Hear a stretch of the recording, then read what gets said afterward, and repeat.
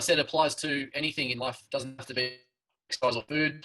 A couple of things: the beginner's mindset and the conscious competence model, which is a psychology model. And then I want to move on to talk about meal timing and protein as well, protein intake. So if you have any questions along the way, did anyone pop any questions up on the Facebook out of you all that we want to cover? I'll just double check before I move on. All good. All right. So part of asking, well, or not asking questions, I should say, is kind of what I'm going to cover here. Is the beginner's mindset to start is a mindset where you are coachable, you are moldable, and you're willing to learn and try things that get suggested to you. So we really want, in order to make progress in anything where we're getting help from someone, we need to have that beginner's mindset. We can't think that we can't go in with the mindset thinking we know exactly what to do. We're just going to keep doing what we've been doing and it's all going to work. We really need to go in with the approach of, I've got an open mind, I'm going to give it a crack, whatever gets suggested, and let's see how that goes, and actually, willing to give anything a go, especially if you have trust in the individual providing the information. In this case, it's myself giving the information and providing the plan. And there'll be people that came into the 28-day fat loss thinking that they knew everything about anything that they need to get results, and there'll be others that were just excited to learn and get educated, and whatever it is, they don't care. They know they're going to learn something, sort of thing.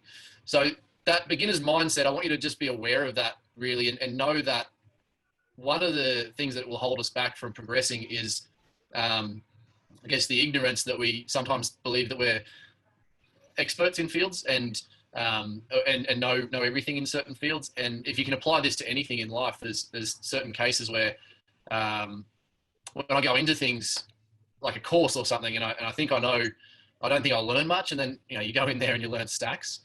It might be a course that I had to go to, but at the end of the day, I should have really been keen to go there anyway, because at the end of the day, I didn't know much at all. So if that makes sense, I then want to move on to this conscious competence model, because it relates a lot to that beginner's mindset. And so I'm just going to share my screen with another thing here. Let's go to this one. So there's 4 stages. The first one in this conscious competence model is unconscious incompetence. So competence is basically your ability to do something and do it proficiently. So this unconscious incompetence is basically suggesting that you are unknowingly terrible at something. So you might think you know how to do something, or you just aren't aware that you're not good at doing something, and basically you're just oblivious to the idea that you're terrible at something. So for example, if someone believes the only way to lose weight was to starve themselves, they might think they're doing the right thing. They're unconsciously incompetent in that area, in that field. Another example would be that someone that does squats in a fashion that's, I don't even know what we would say, something in a way that's just not right, and they believe they're doing it right, but they have no idea that they're actually quite incompetent with that exercise. So if I move that on, so I don't understand, and either don't know or don't believe it. So they don't know that they don't understand it, or they don't believe that they don't understand it. The next phase that we move on to beyond that is the conscious incompetence. Now, this is a really important phase. It's a phase where you still don't understand, but you're aware of that. So you consciously, know that you are incompetent at something. So you might know now that you are terrible at squatting, or you might know that the way you were trying to lose weight before was not the right way, or it can be done other ways. Whereas before you might have been very narrow-minded and thought that was the only way. Or maybe now you just know that you have no idea how to do either of those things. So it's a good state to get to, but it's also a state where we lose a lot of people. Between the transition from this phase to the next phase, which is conscious competence. So I can do it, but it still requires a lot of effort. Okay, so in between these 2 phases, there is some effort required. So with this conscious incompetence phase, we often have people that basically decide it's too hard. And you could apply this to anything. It's too hard, so I'm just going to leave it for now. I'm not going to give it a crack. from a business perspective, I can relate, because about a year ago I had I had that onboard me software and all the playbooks and that and whatnot, where this video is going to be posted. I had all that in the background, and I knew I was terrible at using it, but I wasn't ready to delve into it and put the effort in. Another example is like, let's say with deadlifts. When I had back issues, I was really concerned about deadlifts, and I was consciously incompetent with my deadlifts. I knew that I was probably unconsciously incompetent, because I believed that they just weren't going to suit me because of my back pain.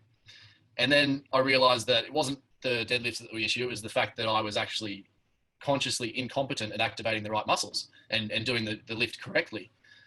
So at that stage, because I was consciously incompetent, I wasn't ready to do deadlifts, and I just left them out of my programming for 5 years.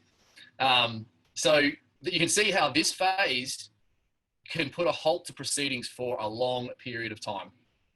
Okay, so that conscious incompetence can be quite crippling to someone's progress. And to bring that a bit more close to home, I would say things like logging. Okay, logging is a massive one, where we might know at some point that we are consciously incompetent with logging, and we might not be willing to give it a crack and start using it. You guys have all used it, and so at this stage, congratulations, you have all jumped to this conscious competence phase. All right. Now, this still requires a lot of effort, which means we go through phases of, couldn't be bothered, it's too hard.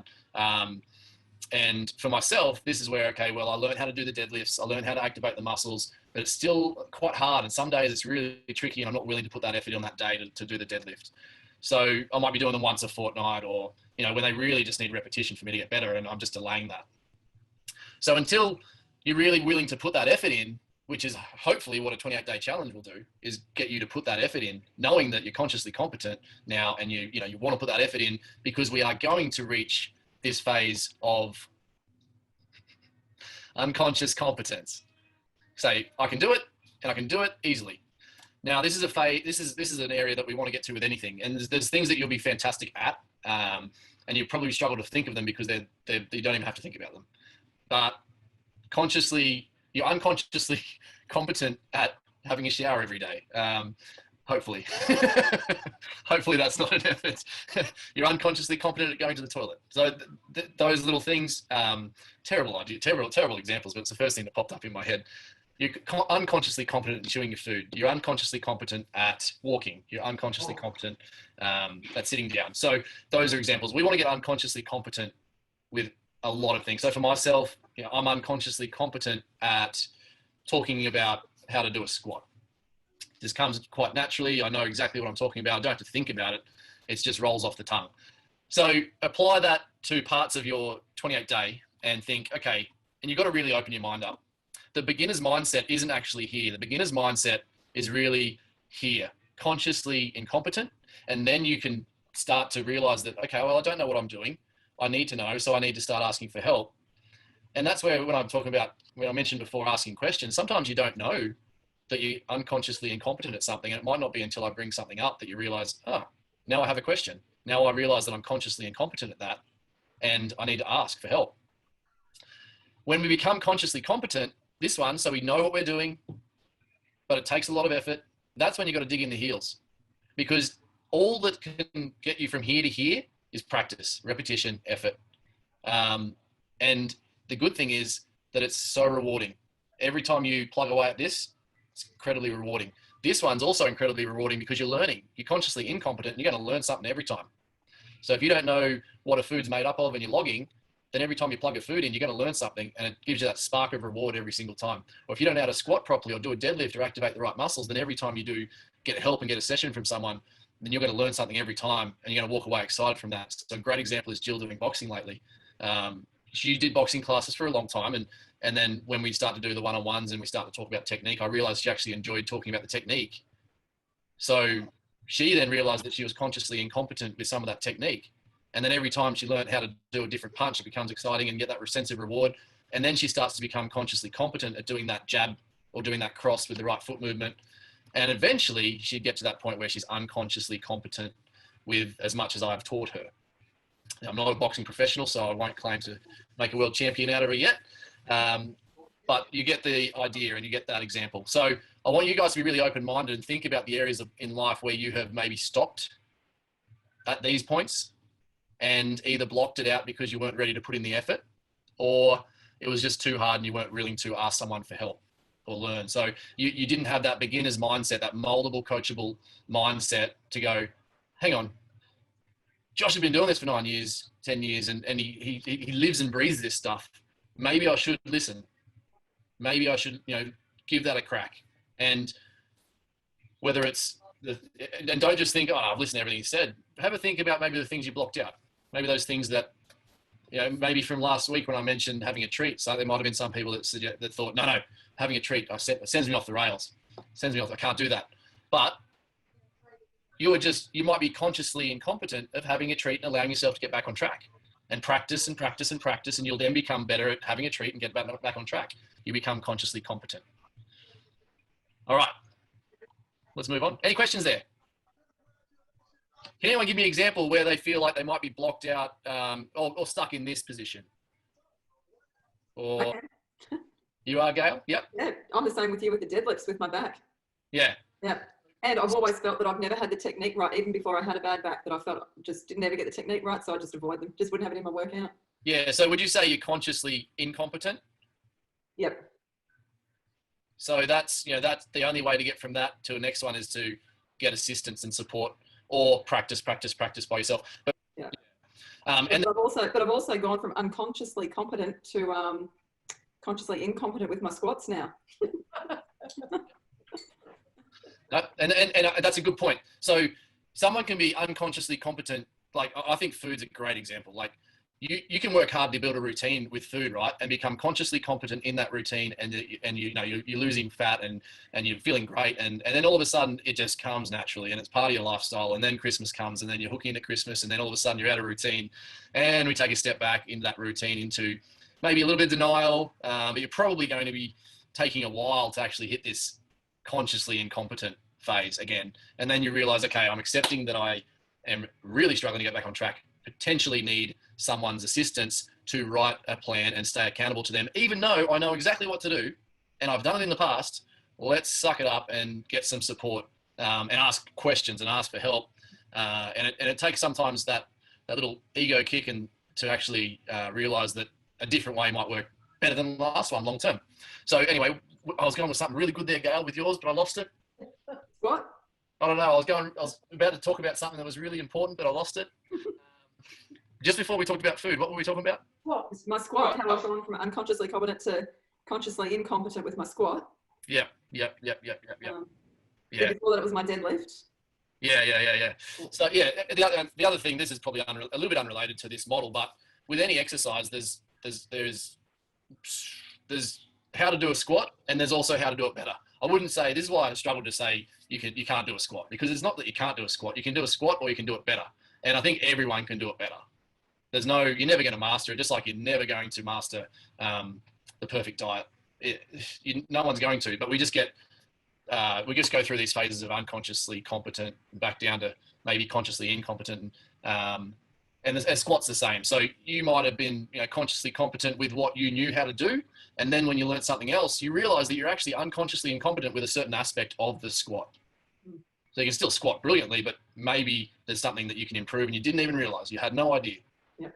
And I'm never going to I'm never going to know everything about my squat. I know at the moment my hips are a bit too tight, and my upper back's a bit too tight. So that means that my ankles have to give more. Luckily, I have great ankle range, so I can get really deep, and it looks like a great squat. But there's issues with my squat, and I didn't realize that until whenever I realized that. So we'll all go through those phases. Don't think that you have to. Don't think you're going to nail it. I don't think it's about that. It's more about just realizing where you are with what you know, and you're always going to have things you're unconsciously incompetent at. And hopefully we discover them earlier than later. All right, that's a good question. There was something else I was going to talk about, but anyway, we'll leave that. Got lost. I thought it was good. It mustn't have been. All right, so if anyone else has any questions on that.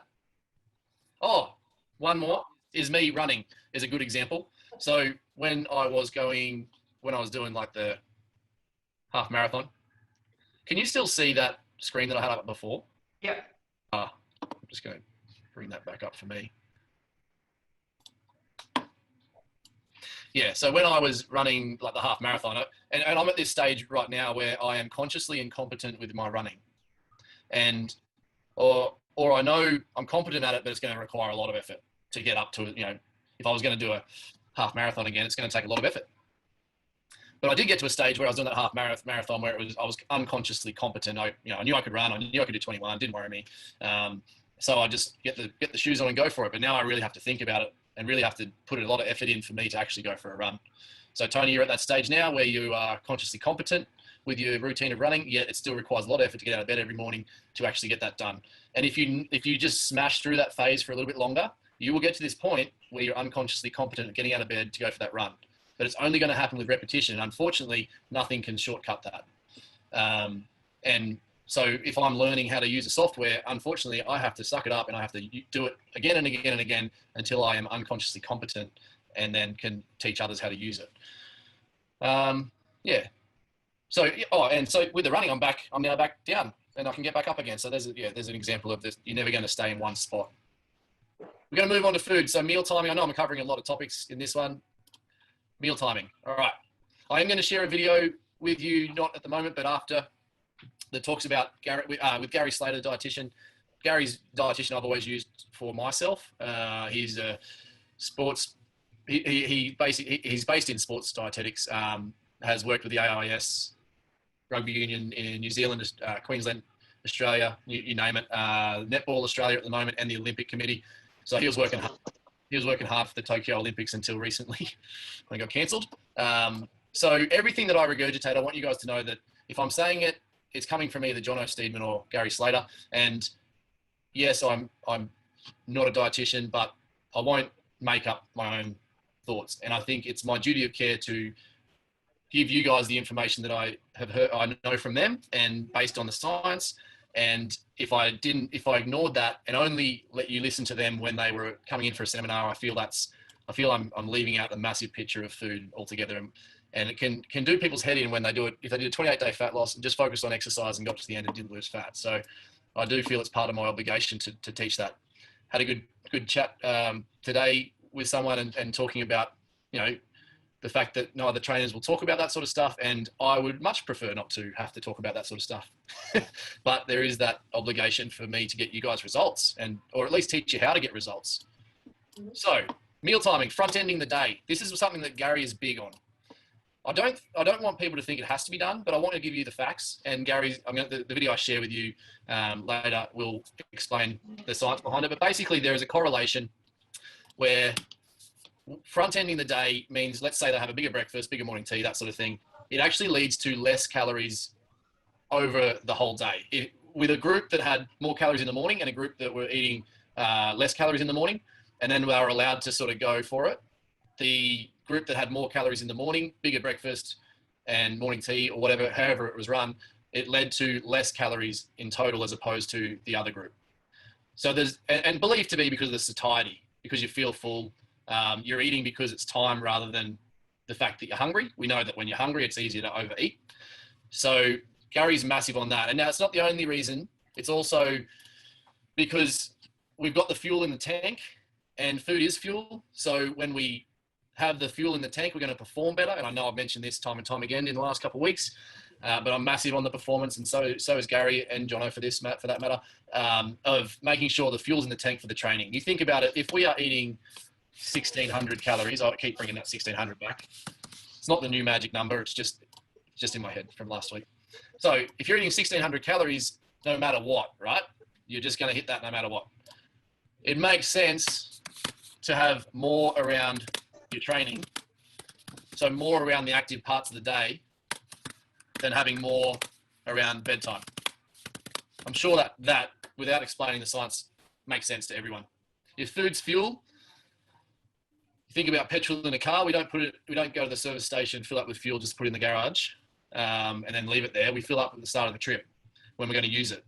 So if we think about food in the same way, we should fuel our exercise so that we can perform better. Now, the only time where I wouldn't worry too much about that is if you are going for a walk and it's low intensity and your performance isn't really going to improve too much. Like if you're going to walk 6Ks no matter what, then so be it. But if you're going on a walk and you're thinking, I don't know how far I'll go today, just going to see how I go. Then fuel up, because I guarantee you'll actually have more energy to go further. Now, some people will understandably, this whole thing is very hard for me to convince people. So keep that open mind, that beginner mind. Some people will think, well, but if I don't eat beforehand, then I'm going to burn, I'm going to burn some calories, and then I'll eat when I'm hungry. So I basically skipped a meal. It's going to be a win. It's not the case. It's if you're burning more energy on that walk or in that exercise session or whatever it is, you're actually going to build your metabolism up, because during that session you performed more, so you burnt more energy in that session. And then some people say, but every time I eat before training, I'm hungrier. And I say hunger is fantastic. Hunger means that you need fuel. It means you're in a deficit. So a lot of people will hook in and have food before training, and then after training they're hungry again. And I say, have your breakfast, have it, go for it, have your breakfast straight after, and all of a sudden a lot of your calories are done before midday. And remember that correlation of front ending your day and having more at breakfast and morning tea and lunch leads to more satiety in the afternoon, and can lead, I'm not saying everyone, but that the correlation. So that's correlation just means there's been a study with a group of people done, and they found that front ending the day leads to, in general, less consumption overall. All right. There's people, on the flip side, there's people that get great success from fasting. They fast in the morning, and basically they're just reducing the amount of hours that they eat in the day. And that does work for some people. So don't think that this is for everyone, but just take on that science behind the reasons. And if you want your performance to be good and you want to maintain muscle, then I highly push for front ending your day and performing well. If someone wants to fast, then they shouldn't really be exercising in that fast. They should be, if it's a slow walk, it's not going to really pose any risk. But if they're fasting and they're doing all their weights training in a massive fast, let's say a 16-hour fast, and they're exercising on hour 14, they've got no fuel in the tank. They're going to be weaker when they lift. They're not going to run as fast. They're not going to run as far. And their risk of injury increases because they have no energy in the muscles. So injury risk is a massive thing. And we have to take that into consideration when we're in a deficit, because when we're in a deficit, we're in a bigger risk of injury. Okay. So if you're doing a high intensity session, I think. I find that early morning, it's very hard to get fuel in. Yeah. Yep. So it's a very common thing, Jill. One thing I'll just stop sharing that screen. Where are we? All right. So Jill's question, is in the morning, find it very hard to get the fuel in. So Gary, I keep saying Gary and Jono, but I think it's important that you guys realize it's not just coming from my own thoughts. Gary's recommendation when you're doing fat loss, and a really good goal is to have hunger in the morning, right? So you're finding you're not hungry in the morning. Yeah. It can be the fact that, let's say you've done, you haven't eaten straight away, or you haven't been hungry that whole life. So you do have hunger hormones, and they do start to adapt. But what it could also be is the fact that, I know at nighttime you do feel like you need some sweets, and you don't want to go to bed on a hungry stomach. You can never get when you're really hungry, you're never going to get great sleep when you're starving. So you usually have, recently you've been having either a piece of fruit or some yogurt and muesli, and potentially that's reducing your hunger in the morning. So it might be better off to have that yogurt and muesli or the fruit earlier in the afternoon, or maybe add it to your breakfast so that you stay fuller for longer throughout the day, and then after dinner you're not craving those sweets. Yeah. Make sure you're having water as well after dinner, so that you feel it's not just thirst that's making you hungry. So it could be that, but I would just recommend initially pushing yourself to have it. Jono, a lot of kickback that Jono gets is from people not wanting to eat before they train, and they feel sick, and they can't stomach it. And your body again adapts. And he says that once you do it for 2 weeks straight, you will never go back. You'll realize that you have better performance in your training, and when you don't eat, you'd have less performance and less energy, and you'll never go back. Your body sort of adapts to it. And he also says that mentally it's sort of like, okay, I'm having a banana, it's training time, it's go time. It's sort of your body gets used to realizing that is associated with the exercise, and all of a sudden mentally you have that upper edge as well going into training. So if you're wondering what to eat, carbohydrates is important before your training, because carbohydrates is the main fuel source, and it's an efficient energy source, and ideally something with some sugar in it. So the old banana is a good one. And, if you're going to have something like a crumpet with honey and a banana, the best time to have it's before training rather than later in the afternoon away from training, or after dinner before bed, because we're going to use that quick absorption for fuel in the training session. Analyze your day, think about it, and don't hesitate to either ask for help from me or from Jono. Jono is the go-to. Gary is a busy man and hard to get a hold of, and he's a uni lecturer and professor and whatnot. But Jono, I've got his details, and don't think that you're going against me. It's not my scope. He's going to be better than me. But if you think that it's something that I can quickly answer, I'm obviously more than happy to. Okay. Okay. Nikki's done some sessions with Jono, and she's getting some, everything that I've told her, and she says that everything I've told her, she just needed to come from someone else. Just needed to hear it from someone else and get another person's perspective, and to convince her to give it all a crack. So that's why she's eating more and feeling better and whatnot. Okay, everyone, have a great night. Thank you for tuning in. I hope you got something from it. Thank you for your open minds, and I'll talk to you all next week. Hey.